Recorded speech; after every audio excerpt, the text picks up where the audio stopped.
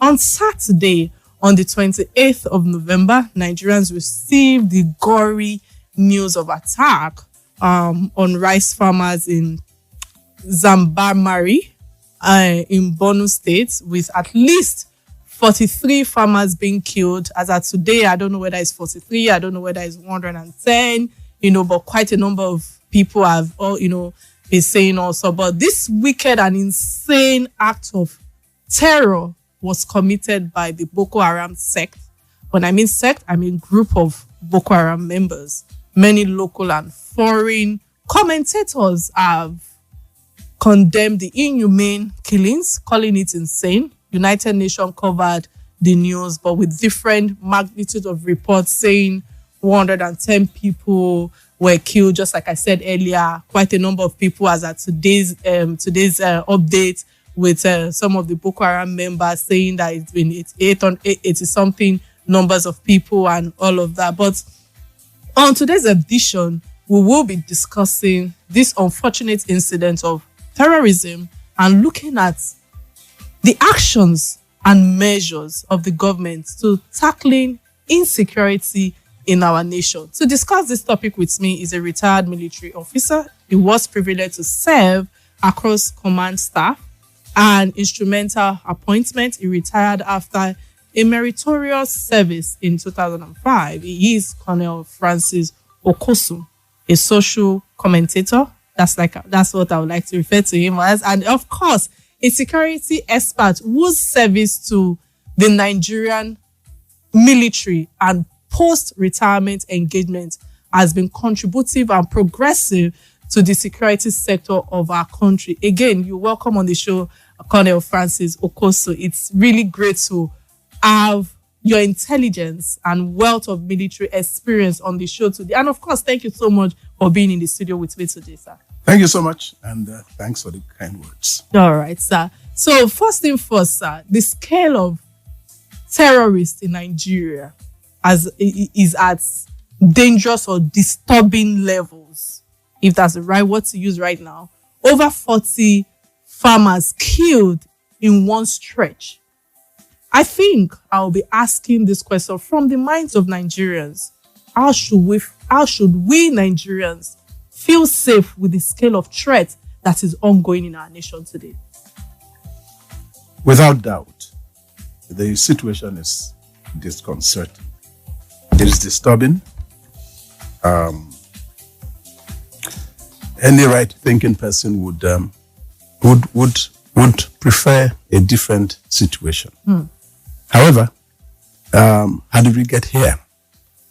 We got here because certain things weren't done the way they should be done. We got here because some people didn't think the problem we have is a Nigerian problem, intrinsically and essentially a Nigerian problem. At a point, it appeared that people thought this was just for the military alone to handle. And so there were gaps and lacunas and all sorts. That's how we got here. I think as we go down the road in this program, we'll be able to touch one or two pertinent areas. All right. So, sir, when you say that, obviously with what you've just said now, it's obvious that our priorities are not right. And before we go into the security issues surrounding these insane killings, our audience need to strike a balance between the local news and that says 43 were killed and buried, and the foreign news reporting that 110 people were killed. What do we believe, if I may ask you, sir? We should believe that some mindless killing took place. Unacceptable number of innocent Nigerians were killed. One Nigerian life is too much. So if we have in excess of 40, that's incredibly, atrociously high. So I'm not going to go into the politics of what the foreign media puts out there and what the local media puts out there. But suffice it to say that innocent Nigerian farmers were killed because we have the insurgency problem on our hands. Absolutely. The northern governors and traditional chiefs have summoned on Buhari to sack and replace military heads because of their inefficiency to quell terrorism and insurgency. So, because listening to you talking about insurgency, as an ex-military man and security expert, do you think it is a problem of inefficiency of our military heads or a problem of tactical approach? All right. You want to drag me to this terrain? We'll go. See, the appointment of service chiefs is the prerogative of the commander-in-chief. As it stands today, the commander-in-chief is General Buhari, President Buhari. Now he decides who is what service chief. I am not privileged to the information he has. I do not know the reasons, the grounds upon which he appoints. It's okay to say these guys have stayed this long and so should go. Oh, yes. I mean, I think General Danjuma's era was the longest we had of service chiefs staying as long as 4 years. Yes. Right. So, you asked if it would be a change of tactics. I don't think so, because if you are going to maneuver based on some form of tactics, there are factors that you consider in adopting any particular mode of tactics. Right. If those factors are adequate and are helpful to the cause, you'll succeed irrespective of who is executing that tactics or such tactics.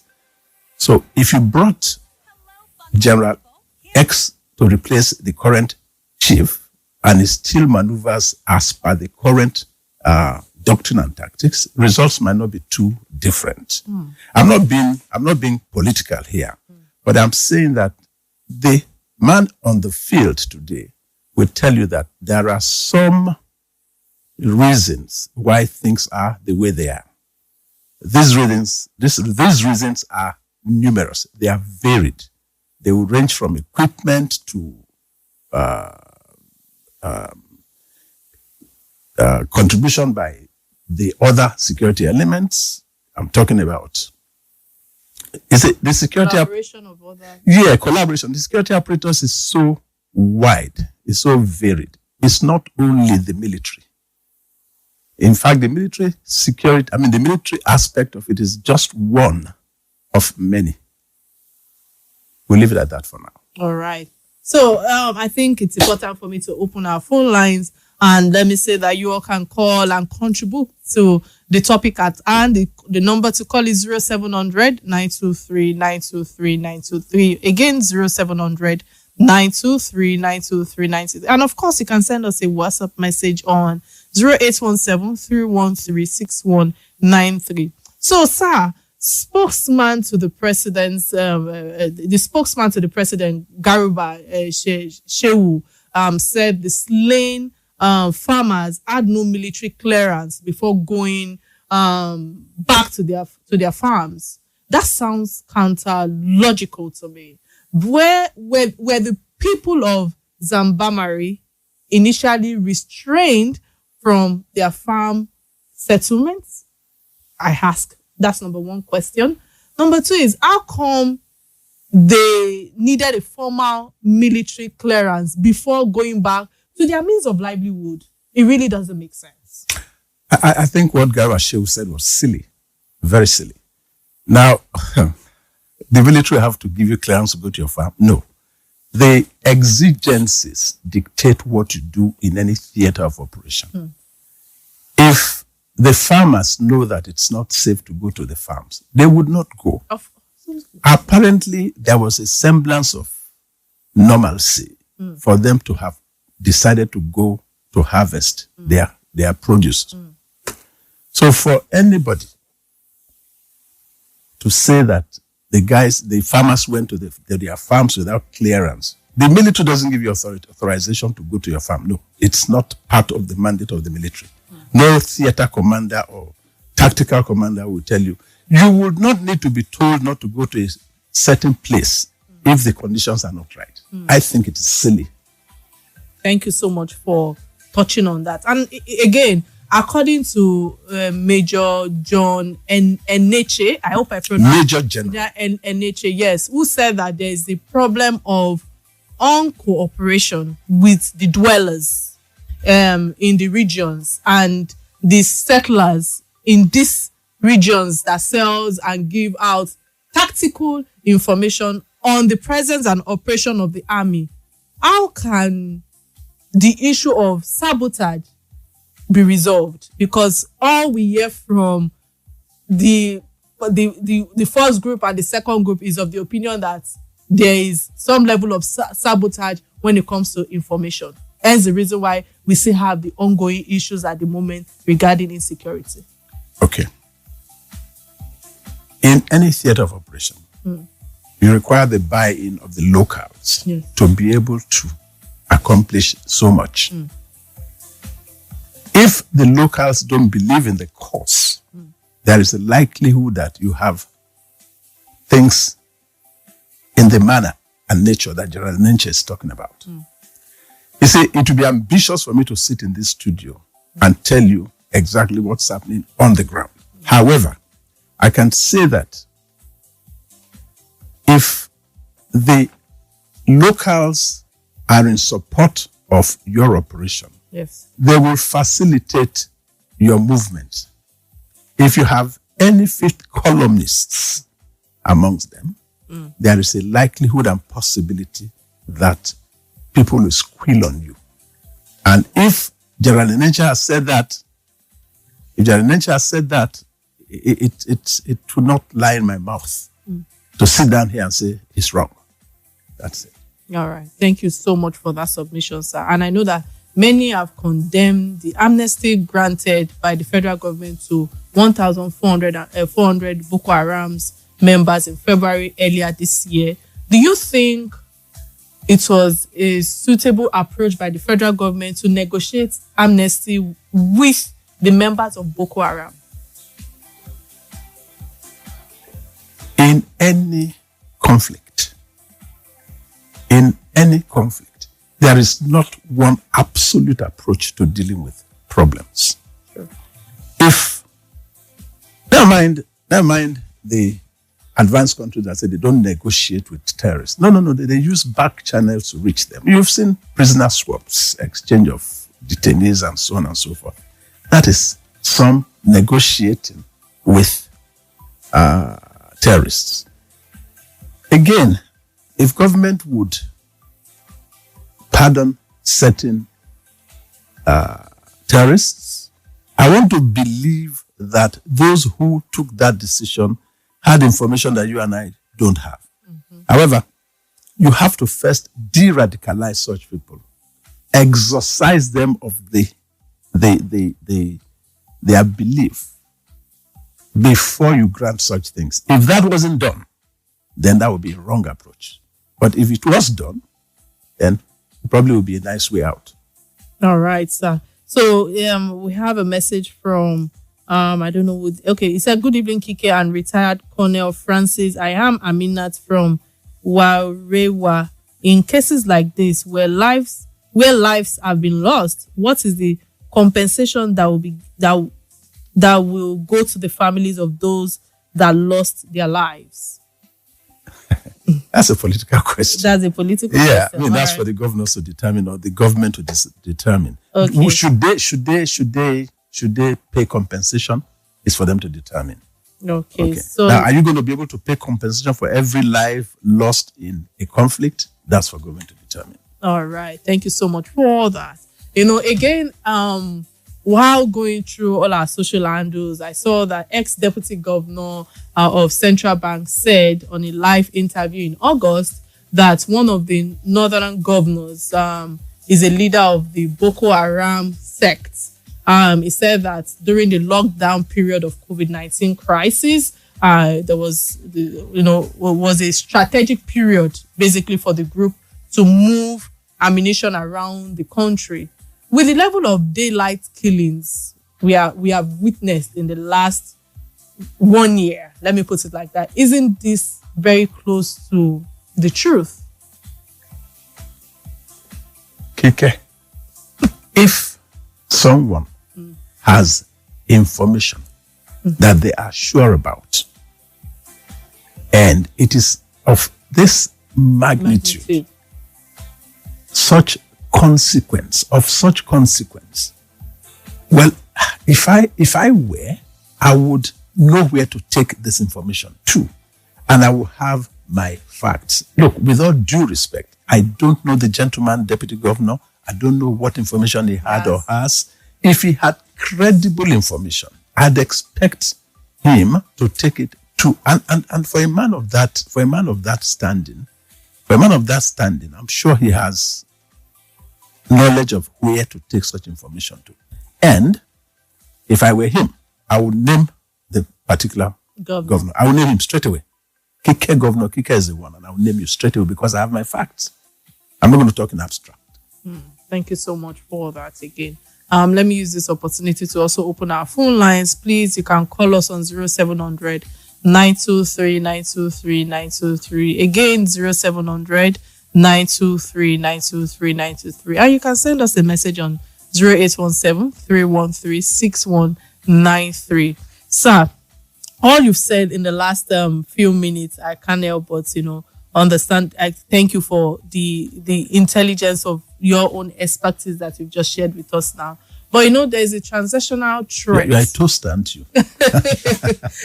I'm just doing my job, sir. Yeah. There's a transactional threat, and international crime or crimes experts who say that it is not a popular choice, but the stalemate between extremists and military forces that makes negotiation worth reconsideration. So my question now is, what do you think of this statement, considering the failure of our military forces to vanquish the extremist groups, so to speak? Okay, let me quickly straighten something out. Yes, sir. For a man who has been under arms, for a man who's been to Liberia, Sierra Leone, Bakassi, and Somalia, I would not be comfortable to say that the military has failed to vanquish. Look, we're not fighting a conventional war. You're fighting an asymmetrical war with terrorists. When you had the U.S. military go to Iraq. Please hold your thoughts, sir. We have a caller on the line. Hello? All right, we lost that. When you had the U.S. military go to Iraq, with all the assets, with all the firepower, with all the technology, fighting a conventional war is different from engaging terrorists. With a conventional army or force, there are certain things you know about the force. If I was going to fight Country B, for example, Country B has been in existence forever. And I know Country B has a territory, it has an order of battle, it has locations, it has echelons of command, and so on and so forth, based on which you have a contingency plan and you plan. But who knows what the Al-Shabaab is in Somalia, for example? What did Great Britain know about the terrorists in Northern Ireland? What did they know in Latin America about the Tupac Amaru? What did they know about the ETA separatists in Spain? These wars were fought over many years, some even before I was born. So when you have a conventional army dealing with this kind of problem, you're having a force that is not postured to deal with an emergent crisis. So, you are not likely to be able to vanquish, to use your word, as quickly and as readily as people would want you to. But I want to say that, you say, look, it's painful to see kids I left back in the army drawing fire, getting killed. I mean, no commander wants to lose troops. Nobody wants to send troops in harm's way. But we are confronted with this challenge, and I'm sure they are doing the best they can in the circumstance. Can the circumstance be improved? That is something else. All right. Thank you so much for that. Hello, what's your name and where are you calling from, please? Hello, good evening. My name is Madam calling from Aja. Okay, what's your contribution today on the show? My contribution is this. Until Nigeria, our country, learn to deal with these things with all necessary technologies, such as database and everything. For example, let me tell you, in the U.S., I have a friend that went to the U.S. And when he got there, he told us about a story of how somebody disobeyed a traffic camera, a traffic light. And before he or she got to his house, there was a bill waiting for him in front of the door.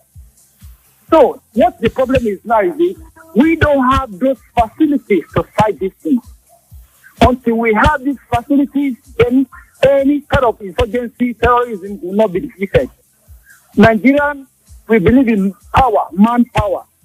We need ammunition, we need so many thousands of soldiers to fight. No, we need technology to defeat these things. I don't know if you understand what I'm saying. Yeah, I'm with you. Yes, we need these things. You cannot just say, the Nigerian army, they don't have money to buy weapons. You cannot do it with just buying weapons or buying anything or doing this. What we need is technology. Okay, let me ask, what happened to Nigerian SAT-1? Can I get an answer from that, man? What happened to Nigerian SAT-1 that was launched? So, what's your question, sir? What happened to the Nigerian SAT-1? The program was launched in Nigeria. Where is it now? What happened to Nigerians at war? Was that your question? Yes, SAT-1. SAT-1. Okay. Yes, Nigerian SAT-1 that was launched. Where is it? What has it been used in any way to help this country? Where is it now? How far? All right. Many thanks for your contribution today. Yes, sir. Do you want to answer his question? SAT-1, the satellite that was launched. Yes, sir. Well, the scientists should answer that question. If they launched a satellite and it got missing, if it's in the limbo, that's for the scientists to answer. SAT-1 is an attempt at technological advancement. There's nothing wrong with that. Nothing wrong with that at all. But the gentleman who is talking is a Nigerian just like anyone in this studio. We would love to see us move forward. As things stand, what we have now is what we are using. I said that there are factors at play. If these factors were addressed, we'll be able to do better. Technology is one factor. So he's right. But then he's in Nigeria, and I'm sure that that gentleman, in all probability, is running on generator right now because there's no energy. All right. Yeah. All right. We have another caller on the line. What's your name and where are you calling from, please? Hello, good evening. My name is Akadem. How are you? I'm very well, thank you. How are you too? Yes, I'm good. Okay, the last caller makes some comments about technology and all that. We need to understand something. This is not a conventional warfare, what's going on in the Northeast. It's not conventional. It's more like an ideological warfare. The typical Nigerian military I know in the past, it wouldn't take them one day to wipe out the entire Sambisa. But how's about the collateral damage? So we need to also look at that aspect that, hey, for how many people are we going to sacrifice X amount of life? They can wake up and turn the whole Maiduguri to a farmland in 2 days without losing any soldier in there. But these are not the rules of engagement. So we also need to look at that aspect as well. Thank you. All right, many thanks for that. You know, sir, I think we have a few minutes before we go on a quick break. One of our, I think you should ask the question, Stanley, instead of you writing it, because it's of the opinion that what about the use of machineries or help from other countries in terms of technology or information to fight this sect, so to speak, because this was done during Jonathan's period, right? Yes. Correct? Mercenaries? Yes. Mercenaries, do you know who mercenaries are? So, okay. They are illegal. Hold on. They are illegal band of fighters who fight for money. Okay. So Okay, so what can be done Yes. if we cannot tackle this problem with our military might? Like you said, I didn't say we can't. Okay, but it's not a conventional warfare. It's not a conventional. Okay, so how do we tackle this on our own soil? Okay, I tell you something. When this operation started and now, this military has learned quite a bit, and I'm sure has covered more grounds in terms of knowledge and accomplishment than it did at the commencement of it. Mark my words. They have not reached your mark. But I am sure that mercenaries will not be the solution. You want to go and bring mercenaries to do what? To do what? To fight your war for you? Do they believe in the cause we are fighting for? Now, if it's taking so much time, and we're counting numbers by the day, figures, people losing their lives, people doing this, then what can be done? Should we fold our hands and say they're still learning the terrain and let us give them time? We're not saying.